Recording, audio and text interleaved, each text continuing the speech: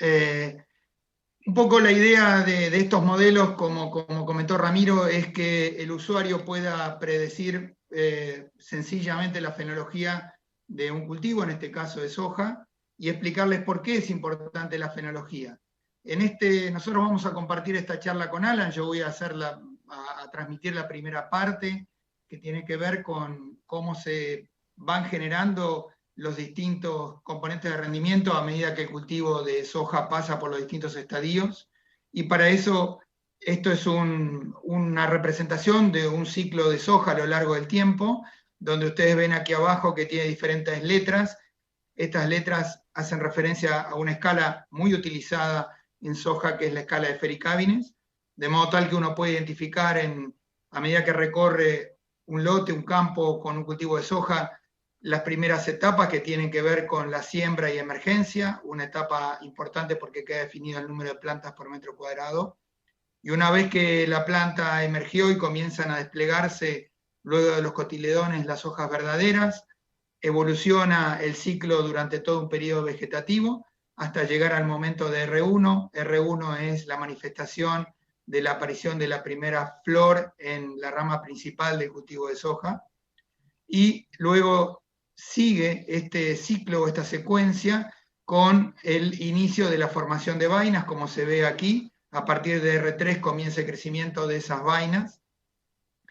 Y esto se van superponiendo. Soja lo que tiene, como todos el resto de los cultivos de granos, pero en soja particularmente hay una superposición muy importante de cada una de las etapas, por lo cual el cultivo, mientras está floreciendo en algunos de sus nudos, en otros van creciendo estas vainas, como vemos aquí en el detalle, y luego, dentro de esas vainas que van alcanzando su tamaño máximo, se van iniciando los diferentes granos que hay dentro de una vaina, hasta que estos granos llegan a completar toda la cavidad formada dentro de esa vaina y comienza toda una etapa de llenado de granos y finalmente llegamos a la madurez fisiológica, que a diferencia de otros cultivos de grano en soja, este momento, que es el punto en el cual el cultivo, esos granos o gran parte del cultivo y de esos granos llegan a su máximo peso seco, es decir, no acumulan más biomasa dentro de cada uno de esos granos, llegan con un contenido de humedad alto, a diferencia de otros cultivos, estamos hablando de cerca del 60% aproximadamente, y luego viene todo un periodo de pérdida de humedad en esos granos hasta que llega a una madurez comercial. A lo largo de todo ese ciclo, como ven aquí, allí están descritas las diferentes etapas, hasta que llegamos a R8, que es una madurez comercial, se van definiendo los diferentes componentes de rendimiento del cultivo. Entonces, como les decía, en una primera etapa se define en el momento de la emergencia el número de plantas por metro cuadrado, y luego, a lo largo de todo este periodo vegetativo y reproductivo, se van diferenciando el número de nudos por metro cuadrado, donde se van a insertar cada una de esas vainas y los granos dentro de las vainas. Quiere decir que durante una etapa bastante restringida del cultivo, que podríamos decir que va entre R1, la floración, y prácticamente R6, que se alcanza el tamaño máximo de la semilla dentro de la vaina, vamos a tener estos tres componentes, que es el número de flores por nudo, el número de vainas por nudo, como vemos aquí, y el número de granos por vaina. Todos estos tres componentes finalmente se sintetizan en el número de granos por nudo. Quiere decir que ya tenemos dos componentes muy relevantes, que es el nudo, el número de nudos por metro cuadrado, y el número de granos por nudo. Y estos dos componentes forman el número de granos por metro cuadrado.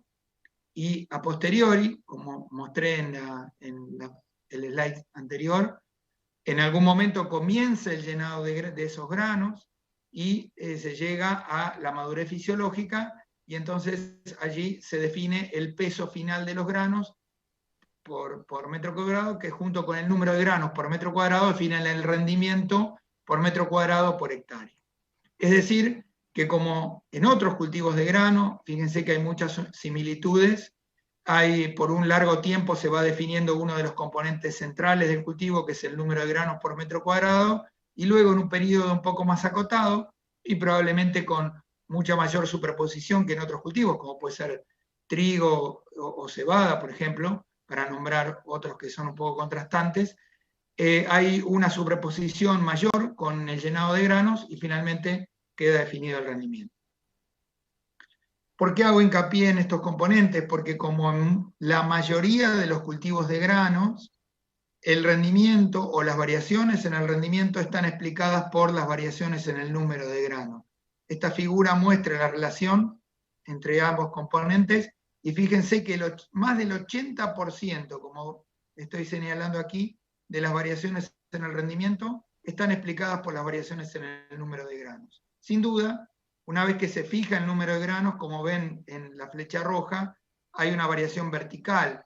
Quiere decir que para un determinado número de granos el rendimiento varía en función del otro componente, que es el peso de granos, que es lo que tenemos en la figura de la derecha.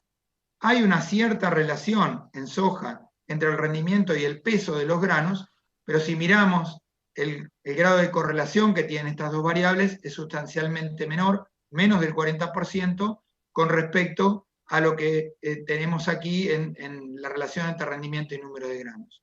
De nuevo, la mayor parte de las variaciones en el rendimiento están explicadas por el número de granos. Por eso, en el cultivo de soja, como en otros cultivos, es muy relevante el periodo en el cual se gesta este componente, que es el número de granos. Algunas evidencias publicadas en la literatura muestran cuando a lo largo del ciclo del cultivo, de los diferentes estadios del ciclo del cultivo, se aplican restricciones que pueden ser lumínicas, o sea, de radiación solar, que pueden ser nutricionales, hídricas. Se utiliza en este tipo de metodología de aplicar restricciones a lo largo del ciclo para poder identificar lo que llamamos periodo crítico en el cultivo, es decir, el periodo en el cual el rendimiento o el componente principal del rendimiento sufre las mayores variaciones cuando es sometido ese componente a restricciones a lo largo del ciclo ontogénico del cultivo. Como vemos en esta figura, este es el número de granos, aquí medido en términos porcentuales, donde el 100%, que es la línea punteada, es un cultivo de soja que no tiene ninguna restricción a lo largo de su ciclo, como vemos aquí con las diferentes etapas que mencionamos antes, y vemos que a medida que aplicamos restricciones a lo largo del ciclo, se va reduciendo el número de granos por metro cuadrado, y las mayores reducciones las vemos en este segmento del ciclo ontogénico, que va más o menos entre R3 y R5, o entre R4 y R5,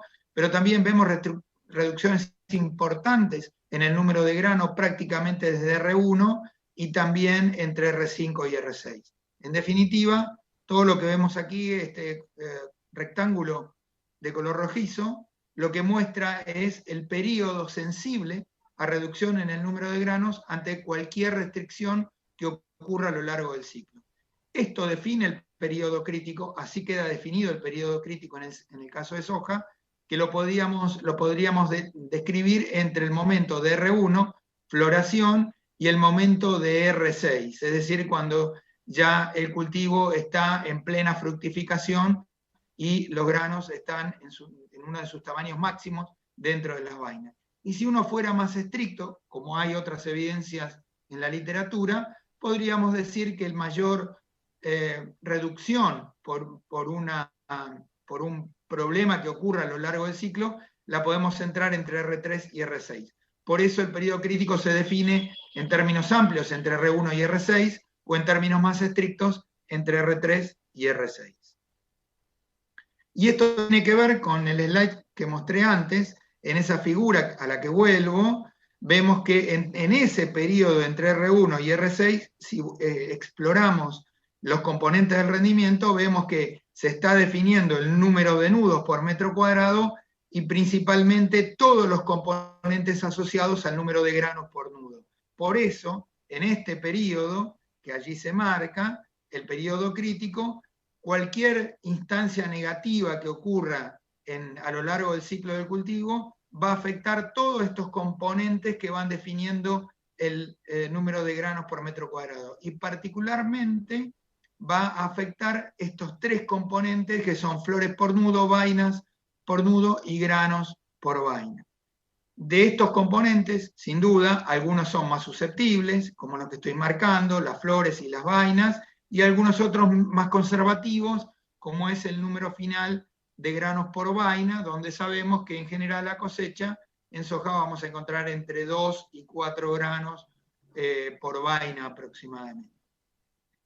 Entonces, dicho esto, el periodo crítico en el cual se define el número de granos por metro cuadrado es muy importante, que no haya ninguna restricción ni biótica ni abiótica en el cultivo en esa etapa, para poder obtener un mayor número de granos por metro cuadrado y un mayor rendimiento. Por eso es importante, cuando ubiquemos la fenología, y por eso viene a cuento la importancia de la fenología, posicionar esta etapa en las mejores condiciones, no solo nutricionales, hídricas, y obviamente que no haya restricciones bióticas, sino también de radiación y temperatura en ese periodo. Y esa es la razón por la cual muchas de estas figuras, aquí tomé algunas de ellas, hay muchas de estas figuras, pero es importante mostrar cómo el rendimiento varía a lo largo del cambio en la fecha de siembra. El cambio en la fecha de siembra cambia la fenología y cambia la posición de todo este periodo crítico en la posición a diferentes condiciones de radiación, temperatura y obviamente hídricas, ¿sí? Si no tengo controlado la disponibilidad hídrica en el cultivo. Y a su vez, lo que hace es modular la duración de ese ciclo, como bien les va a explicar en un ratito Alan. Entonces, si miramos el rendimiento en función del cambio en la fecha de siembra para diferentes grupos, aquí tenemos dos ejemplos. Este es un trabajo de Murgio, del INTA, tomado de datos de la REXO, allí en Marcos Juárez. Aquí tenemos el grupo 3 a la izquierda y un grupo 4 hacia la derecha, y el eje Y marca el rendimiento y el eje X lo que marca son los días desde el 1 de octubre, es decir, los atrasos en la fecha de siembra.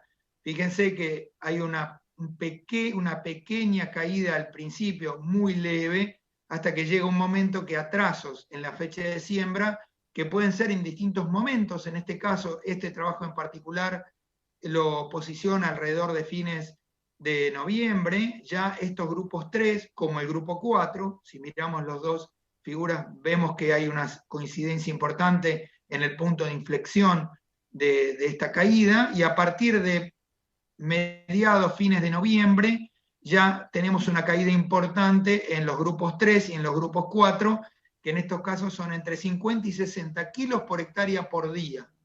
Si lo ponemos en términos relativos, porque los rendimientos individualmente varían a lo largo de las diferentes zonas sojeras, eso representa el 1% por cada día de atraso a partir de este punto.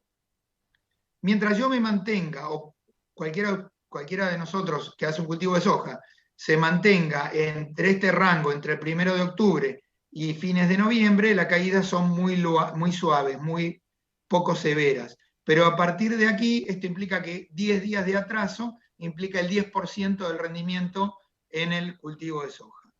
Lo mismo podemos ver en el mismo trabajo en los grupos 4 largos y en los grupos 5.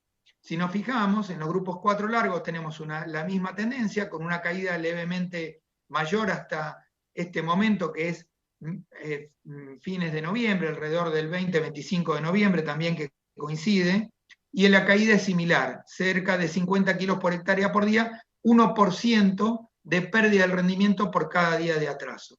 Mientras que en el grupo 5, en este caso no hay un modelo bilineal, no hay un punto de inflexión, y es una regresión lineal de caída donde perdemos un poco menos, es decir, fíjense que estamos perdiendo, si lo vemos con la mayor pendiente que tenemos en los modelos bilineales, aquí estamos cerca de la mitad, en este grupo 5, con alrededor de un poco menos de 30 kilos por hectárea por día, pero también en términos relativos esta caída representa el mismo porcentaje, cerca del 1% por cada día de atraso desde el 1 de octubre en este caso. Datos de estos van a encontrar en la literatura para la zona, como en este caso de Córdoba, podemos encontrar para el litoral, para el sudeste de Buenos Aires. Hay un trabajo muy interesante de Pablo Calviño, donde también muestra que caídas, obviamente ya no desde el 1 de octubre, pero estamos hablando de caídas desde los primeros días de diciembre. En el sudeste las siembras son más tardías, y allí tenemos pérdidas de cerca de 60 kilos por hectárea por día de atraso, lo que representa en términos relativos mucho más de este 1%, porque los rendimientos allí son ligeramente menores. Otro trabajo que les quería mostrar para que veamos la coincidencia, aquí entre distintos trabajos donde muestran de alguna manera la misma aproximación. Aquí tenemos distintos genotipos de soja en el eje X, y aquí tenemos los días desde la siembra, y fíjense cómo el ciclo, si vemos 1, 2, 3, 4 y 5, son distintas fechas de siembra, atrasos de la 1 hasta la 5 en el cultivo de soja, y en todos los casos hay una coincidencia en que atrasos en el cultivo, atrasos en la fecha de siembra en el cultivo de soja, en cualquiera de estas variedades, con distintos grupos, del grupo 3 al grupo 7 de madurez, si se fijan, tenemos un acortamiento. Dos ejemplos, por ejemplo, aquí tenemos un grupo 3, que tenemos prácticamente en el ciclo, cada una de estas barras son distintas etapas del ciclo ontogénico, pero en ese ciclo completo tenemos 140 días, y por atrasos de la fecha de siembra lo llevamos prácticamente a 110. Mientras que en el grupo 7, obviamente, es más largo, todo ese ciclo en la fecha temprana va de 170 a prácticamente 120 días de atraso en el ciclo de cultivo. Y esto lleva a acortamientos, estos acortamientos en el ciclo llevan a reducciones en el rendimiento por atrasos en la fecha de siembra. Aquí tenemos una figura semejante a la que les mostraba antes. La diferencia es que aquí tenemos cada uno de estos colores representa las diferentes variedades, y aquí vemos que variedades del grupo 3 al grupo 5, al grupo 7, perdón, tienen diferentes tasas de pérdida de rendimiento a medida que atraso la fecha de siembra. Entonces, estos atrasos en la fecha de siembra, que como vemos en estas dos líneas punteadas, es distinto en un grupo largo con respecto a un grupo corto. Fíjense que acá tengo prácticamente de 170 a 120 días, tengo 50 días de atraso, cuando en un grupo 3, como les mostraba antes, aquí tengo desde 140 a 110, tengo 30 días de atraso en ese ciclo, un ciclo más corto. Ese acortamiento del ciclo genera pérdidas en el rendimiento del cultivo a una tasa determinada. O sea que tengo un acortamiento que me lleva a pérdidas, y por otro lado, tengo exposiciones de cada una de esas etapas, y en especial de la etapa crítica, como mostramos antes, a condiciones menos favorables de temperatura y radiación. En esta figura se muestra a la izquierda el índice de área foliar, a que llegan diferentes cultivos de soja con diferentes fechas de siembra. Esto es una fecha temprana. Fíjense que el IAF crítico, que es el IAF en el cual se, de alguna manera, alcanza el 95% de toda la radiación interceptada a partir de un momento en el ciclo, está por encima de ese IAF crítico, es decir, que a partir de este punto intercepta la totalidad de la radiación, y luego vuelve a caer por efecto de una rápida senescencia en el cultivo, ya llegando prácticamente de R1, de R3 en adelante.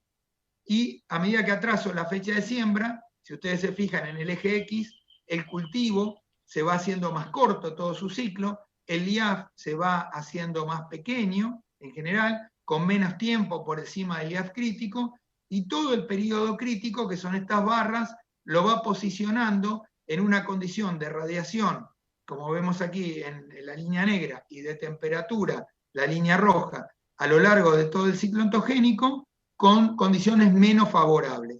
Es decir, tengo ciclos más cortos, condiciones menos favorables para el periodo crítico. La consecuencia es reducciones en el rendimiento, que es lo que vemos en esta figura de la derecha. Entonces, en definitiva, y ya le doy el paso a Alan, es muy importante conocer en cada uno de esos ciclos ontogénicos con el que voy a trabajar, grupos de madurez, si trabajo con diferentes grupos de madurez, cómo la fenología incide para posicionar los periodos críticos en las distintas condiciones ambientales, tanto térmicas, lumínicas, como hídricas. Y en ese marco es donde toma relevancia poder conocer la fenología a través de un modelo sencillo. Y ahí es donde nosotros empezamos de alguna manera, a diseñar esta herramienta para que se pueda usar, para conocer y posicionar el cultivo en la mejor condición. Te dejo, Alan, espero que no me hayas extendido mucho, te dejo el manejo del PowerPoint. Bárbaro, muchas gracias, Daniel, y buenas tardes a todos. Gracias, Ramiro, por la invitación y la introducción, y también gracias a Daniel. Para mí es un gusto poder presentarles lo que estuvimos trabajando, y agradezco también a todos los colegas que trabajaron en este proyecto con nosotros, y bueno, espero que les sea de utilidad. Pasamos. Bueno, por lo que dijo Daniel, parece que conocer la fenología del cultivo y ubicar el periodo crítico en el mejor momento del año parece ser algo importante, ¿no? Pero, ¿cómo hacemos para hacer eso? ¿Podemos valernos solamente de días de la siembra? Parece que no. Fíjense, esta figura lo que muestra es cómo cambian para distintas fechas de siembra, aquí en colores, cómo cambia el momento de R1, R3, R6 y R8, recordemos que entre R3 y R6 ocurrió el periodo crítico, en función de los días desde la siembra. Y lo que vemos claramente es que no podemos decir que esta soja sembrada en cualquier fecha siempre va a tardar unos, ¿cuántos? 160 días a llegar a R8 en cualquier fecha de siembra, sino que se va cambiando su duración, principalmente se va cortando a medida que más tarde sembramos. ¿Y esto por qué se debe? Bueno, por un lado, a que la soja responde, como otros cultivos, a la temperatura. Lo que vemos en esta figura es la tasa de desarrollo dada por la temperatura, expresada como un porcentaje. Por ejemplo, un 100% indicaría que la soja se está desarrollando a su máxima velocidad.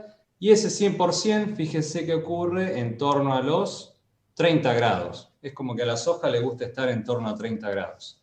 Si tenemos temperaturas mayores a 30 grados, es una temperatura supraóptima. Por ejemplo, ahí a 40 grados parece sugerir la figura que la tasa de desarrollo es la mitad, 50%, por lo tanto va a tardar el doble.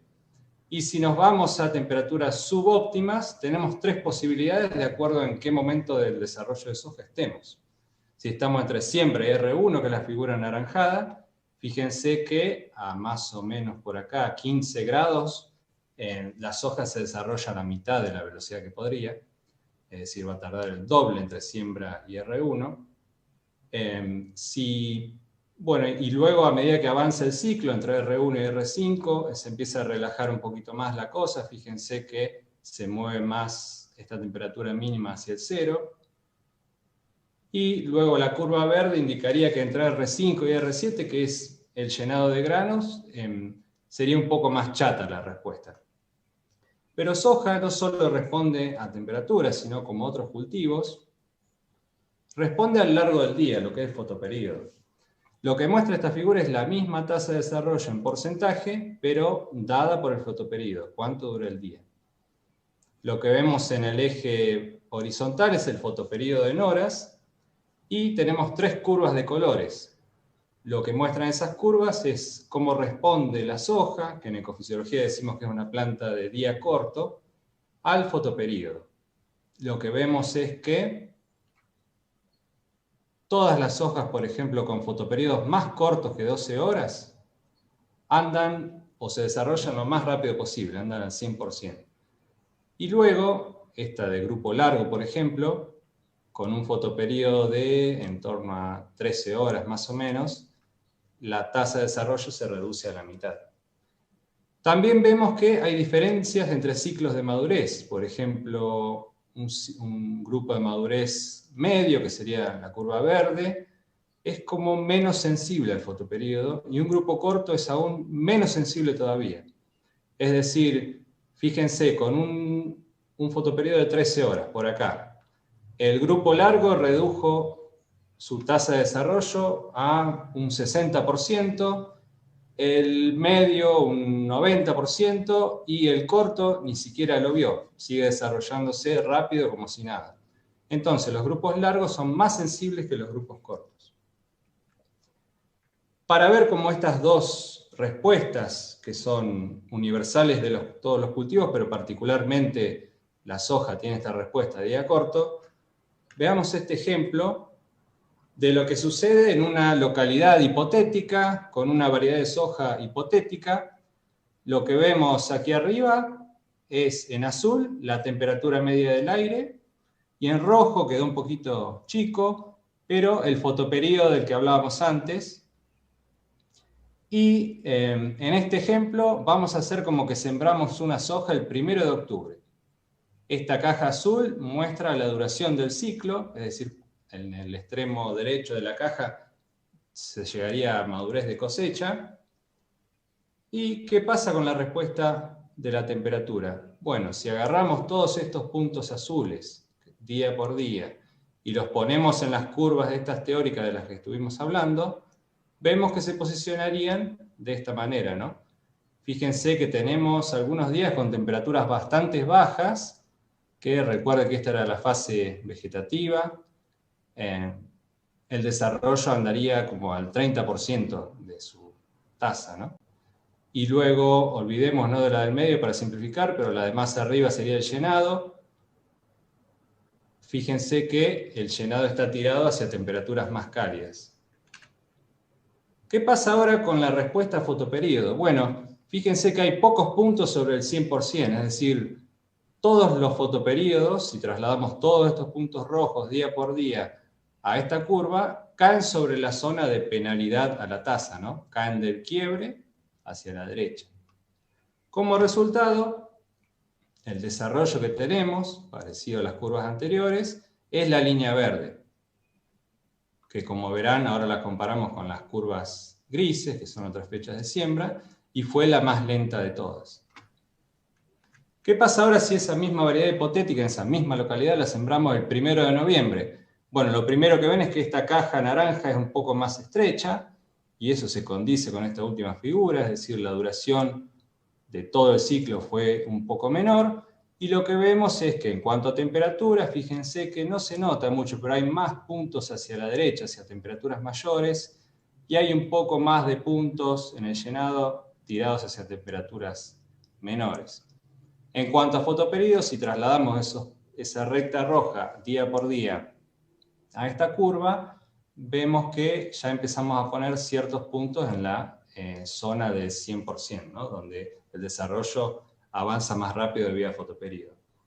Lo que quiero que empiecen a notar, que es la finalidad de esta slide o filmina, es que las curvas de fondo, la de temperatura y la de fotoperíodo, las líneas negras de fondo, no cambian, porque eso pertenece a la variedad, pertenece a la genética. Lo que cambia es el input de temperatura, es decir, la variable de entrada y de fotoperíodo.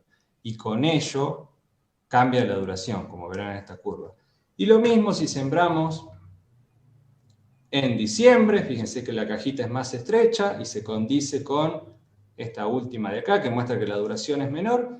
Y fíjense lo que pasó, más que nada con fotoperíodo es notable, hay más días más cortos y hay, digamos, más días a los cuales la tasa de desarrollo avanza al 100% debido a fotoperíodo. Es decir, todo ocurre más rápido. Y aún más extremo todavía, sembremos el 1 de enero, misma variedad, misma localidad, la caja es más estrecha, las curvas de fondo son las mismas, no sé cuánto se nota, pero no cambiaron. Lo único que cambió es el input, la entrada, digamos, cuánta temperatura había día por día y qué tan largo era el día, el fotoperíodo día a día. Fíjense acá cuántos puntos tenemos sobre la zona de no respuesta o de máxima tasa de desarrollo del fotoperíodo.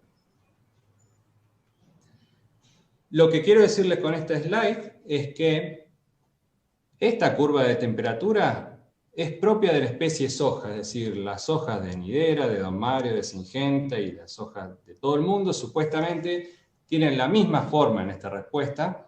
Entonces podemos tomar, si queremos hacer un modelo, podemos tomar su forma, sus parámetros de la literatura científica, y la que sí cambia entre variedades, principalmente entre grupos, es esta curva negra de fondo que caracteriza la respuesta a fotoperíodo. Es decir, si podemos conocer esta curva negra de fondo, podemos predecir el desarrollo de esa variedad X de soja en cualquier lugar del mundo, teóricamente. Entonces eso es lo que hicimos, tratar de encontrar para cada variedad esa curva de respuesta fotoperíodo. Esta es la tasa de desarrollo, un gráfico más chiquito, del fotoperíodo, y para cada una de 30 variedades que tomamos del mercado, no sabíamos dentro de dónde caería, y lo que hicimos fue hacer experimentos y usar estadística para dilucidar esto. Estos ensayos los hicimos en fechas de siembra extremas y localidades dispersas de Argentina, con colegas de otros INTAs, de Daniel en FAUBA, también gente de INIA en Lestanzuela, en Uruguay, y de IPTA en Paraguay, en Capitán Miranda. Y lo que hicimos fue hacer ensayos con 30 variedades de soja de muchas empresas argentinas, desde grupo 2 hasta grupo 6. Y bueno, utilizamos estadística para hallar para cada variedad la forma de esta curva en particular. Noten que esta curva debe satisfacer a todas las fechas de siembra en todas las localidades, en Uruguay, en Paraguay, en Argentina, a esa variedad X, ¿no? Es la misma curva. Y lo que hicimos, el punto 4, es que validamos el modelo. Tomamos un set de datos independientes y dijimos, a ver qué tal le pega a la realidad. Y eso lo vemos aquí a la derecha. Fíjense, en el eje horizontal están los días, DDS son días desde la siembra observados. Aquí es lo predicho por el modelo en el eje vertical. Y esta recta negra indica lo que se llama la 1 a 1, la correspondencia 1 a 1. Lo que ven en colores es los días hasta R1, y aquí lo que hice fue mezclar todas las 30 variedades y todas las localidades, Uruguay, Argentina y Paraguay. Y lo que vemos es que los puntos caen bastante sobre la recta, ¿no? No hay un sesgo importante que los datos estén tirados hacia un lado o hacia el otro. O sea, el modelo, al parecer, predice bastante bien. Y lo que ven en colores con letras son los estadios R1, R3, R5, R6, R7 y R8. Y el número al lado, por ejemplo, 6D, 7D, es el error promedio. Es la raíz cuadrada del error medio, se dice. Y es como un error promedio que, si uno lo promedia, anduvo en torno a los 7, 8 días. Así que con eso creemos que el modelo andaba bien, y como creíamos que andaba tan bien, lo que hicimos fue, ven el cambio, perdón, los puntos azules, lo que hicimos fue predecir para todos estos puntos azules de Argentina, que es lo que ustedes ven en Cronosoja, y para eso, número 1, lo que hicimos fue tomar localidades de datos de agroindustria y ver qué localidades de todo el país producían soja, esto viendo los últimos 10 años. Número 2, usamos datos diarios, más que nada de temperatura, también precipitaciones, que son necesarias más adelante, de una página que es de la NASA y que brinda buenos datos de temperatura y todos pueden consultar, datos diarios. El número 3, el fotoperíodo, que es importante, es simplemente geométrico, así que con una fórmula se puede calcular, depende de qué lugar en el globo, en el planeta uno se encuentre y qué día del año es. Y por último, también María Elena Fernández Long, de Climatología de FAUBA, también hizo cálculos, y están presentes en Cronosoja, como vamos a ver ahora, de lo que es la progresión del agua útil en el tiempo, esto es capacidad de campo menos punto de marchitez permanente, y la probabilidad de heladas, que es lo que vemos en este gráfico, ¿no? Aquí puse dos localidades bien extremas, lo que vemos es agua útil en porcentaje, Balcarce en rojo, con su banda de error, de desvío, y Loreto en Santiago del Estero en azul. Dos localidades bien contrastantes.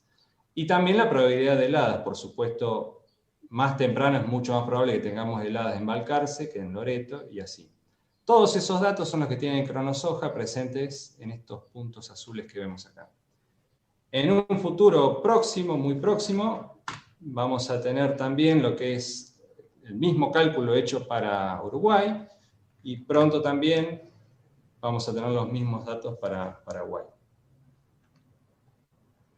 Ahora lo que vamos a ver es un video, algo práctico, demostrativo, que espero que les sirva para ver bien, de una manera práctica, cómo utilizar el modelo de simulación.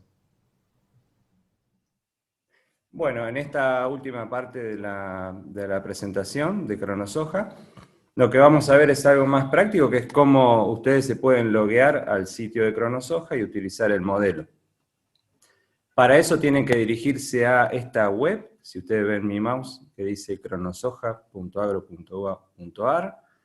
Este index, bueno, les va a aparecer una vez que le den Enter, pero solo ponen esto, cronosoja.agro.ua.ar. Y una vez que van allí, verán esta ventana, donde si no tienen una dirección registrada, deben ir a comenzar. Y en comenzar, ustedes tienen que poner, es registrarse, ¿no? Entonces uno pone una dirección de correo y una contraseña que va a querer usar. Y por supuesto el sistema es totalmente gratuito. Yo voy para atrás, porque ya tengo una cuenta, y vamos acá arriba, y bueno, yo tengo, no memorizo todas mis contraseñas, pero las tengo guardadas, y créanme que es esta. Y bueno, yo me logueo con mi dirección de correo de INTA y esta contraseña aquí oculta. Vamos a ingresar, el botón verde, y nos va a aparecer esta ventana con un preámbulo acerca de los modelos Cronos, y bueno, varios países que todavía no tenemos habilitados, como dijimos, vamos a habilitar Cronosoja también en Uruguay, Paraguay, y vamos a ver si Brasil. Pero ustedes estarán preocupados por Argentina, así que vamos a ir a la sección de Argentina aquí, y vamos al botón verde de ingresar. Una vez allí, verán 3 inputs o cosas que tienen que llenar. Arriba de todo aquí vemos el departamento, es una lista desplegable, tenemos varias localidades, más de 200 de todo el país, que son nos fijamos durante los últimos 10 años qué localidades, de acuerdo a los datos de agroindustria, producían soja en Argentina.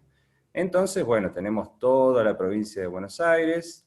Lo que ven aquí son departamentos, es decir, el nombre del partido. Si ustedes están en una localidad en particular, tienen que buscar por ese partido. Por ejemplo, yo soy de Los Toldos y voy a buscar lo que es General Viamonte, que está por aquí abajo. Puedo elegir General Viamonte, por ejemplo. Eso es para Buenos Aires, están en orden alfabético. Viene Catamarca con muy poquitas localidades, pero algo produjo en los últimos 10 años. Chaco, Córdoba. Algo para destacar es que para que haya consistencia en el nombre de las localidades, eliminamos lo que sean números. Entonces, cuando busquen 9 de julio, 25 de mayo, búsquenlo con letras, ¿no? Entonces aquí ven el 9 de julio, por ejemplo. Bueno, tenemos Córdoba, Corrientes, que algo produce también, Entre Ríos, Jujuy, La Pampa, Misiones, Salta, San Luis, Santa Fe, Santiago del Estero, Tucumán, pero bueno, por ahora vamos a elegir, por ejemplo, General Viamonte. Cultivar, tenemos por ahora 30 sojas calibradas, de varios semilleros, pero vamos a ampliarlo. Están ordenadas por grupo de madurez, tenemos de grupo 3, esta, bueno, muy cortita, Don Mario 2200, que es casi grupo 2 tal vez, pero la pusimos como una grupo 3 muy corta, pasando por grupo 4, 5, 6, y alguna de grupo 7, como esta Santa Rosa 655. Vamos a elegir, por ejemplo, una Don Mario 40R16, y luego nos falta elegir el tercer input, que es la fecha de siembra. Tenemos para todos los días del mes, y para 4 meses, empezando en octubre, noviembre, diciembre y enero, ¿cuándo queremos sembrar? Yo quiero sembrar en General Viamonte, la Don Mario 40R16, el día, no sé, principios de octubre, qué sé yo. Principios de noviembre, quise decir. Vamos a primero de noviembre, y luego el botón calcular. Lo que vemos es la escala fenológica que les mencionó Daniel anteriormente, con distintas cajitas, ¿no? Botones. Fíjense que la siembra, que coincida con lo que pusieron, fecha de siembra el 1 de noviembre. El primer estadio que documenta es la emergencia, que al parecer sucede unos 8 días después, ¿no? Con un error de más o menos un día, porque como explicamos, estos cálculos se construyen con promedios de temperatura y fotoperiodo de los últimos 10 años, así que es un promedio de 10. Este desvío refleja eso. Lo que vemos es la fecha de emergencia y, de acuerdo a los cálculos de agua en el suelo, de agua útil de la gente de María Elena Fernández Long de climatología de FAUBA, ella calculó el agua útil en el suelo con un modelo y este arroja que en ese momento de emergencia debería haber un 78% con un más menos de agua útil en el suelo, ¿no? Y la probabilidad de helada que es 0. La probabilidad de que haya una helada en los toldos, en General Viamonte, en esa fecha es 0. El próximo estadio es R1, la floración, y nos arroja la fecha de floración, lo mismo para agua del suelo y probabilidad de helada. Luego viene R3, que es el comienzo de la fructificación, y es allí cuando empieza el periodo crítico. Fíjense que hay una cajita acá de color rojo, que marca el periodo crítico, cuyo inicio es en R13, cuando empieza la fructificación. Así que esa fecha va a ser aproximadamente el 18 de enero. Luego prosigue R5, que es el inicio del llenado, el 4 de febrero. Y luego viene R6, que es cuando las semillas de soja alcanzan el máximo tamaño, no necesariamente el mayor peso seco, pero el máximo tamaño, se llenan de agua. Y es allí cuando, por convención, se establece que finaliza el periodo crítico, en R6. Y esto sucedería con esa fecha de siembra, esa variedad y esa localidad, más o menos el 28 de febrero. Lo que sigue después es la madurez fisiológica, no confundir con la madurez de cosecha, que sería el cese, aquí queda definido el rendimiento, ¿no? Sería el cese de llenado de grano, esto ocurriría el 19 de marzo, y luego R8, que sería la plena madurez, cuando ustedes ven que la mayoría de las chauchas están de color marrón típico de madurez. Y eso ocurriría el 5 de abril, ¿no? Podemos cambiar algunas cosas, por ejemplo, ¿qué tal si esta misma variedad, recordemos a ver, por ejemplo, las heladas, la probabilidad de helada en el ciclo de cultivo es muy baja, pero ¿qué tal si esa misma fecha de siembra la hacemos, y misma variedad, la sembramos en Balcarce? Así que B larga, Balcarce, aquí está, debería tener una ventana libre de heladas mucho más acotada, ¿no? Vamos a calcular, y bueno, las fechas no las vamos a recordar, pero van a cambiar de acuerdo a la temperatura del aire y el fotoperíodo, y la probabilidad de heladas, como ven, bueno, se incrementó un poquito hacia R8, hacia la madurez plena. A ver, sembremos, ya que estamos, vamos a jugar un poco, sembremos todavía más tarde, vamos a sembrar el 1 de diciembre. Calcular, bajamos, y ahí la probabilidad de heladas, fíjense que en torno a casi cuando termine lleno de grano se incrementó un poco, ¿no? Antes era 0, ahora es en términos del 11%. Vamos a sembrarla, por ejemplo, en enero, y ahora sí debería ser un cambio drástico. Ahora sí, ven, tenemos casi como tirar una moneda, casi, bueno, un 40%, pero redondeando a 50%, es muy probable que nos caiga una helada antes de que el cultivo termine su ciclo, es decir, no terminaría el llenado en el 42% de las veces. Bueno, y esto es todo. Ustedes pueden elegir de entre muchas variedades y estas 4 fechas de siembra. Podemos sembrar algo, por ejemplo, mucho más largo, como una Santa Rosa 655, calcular.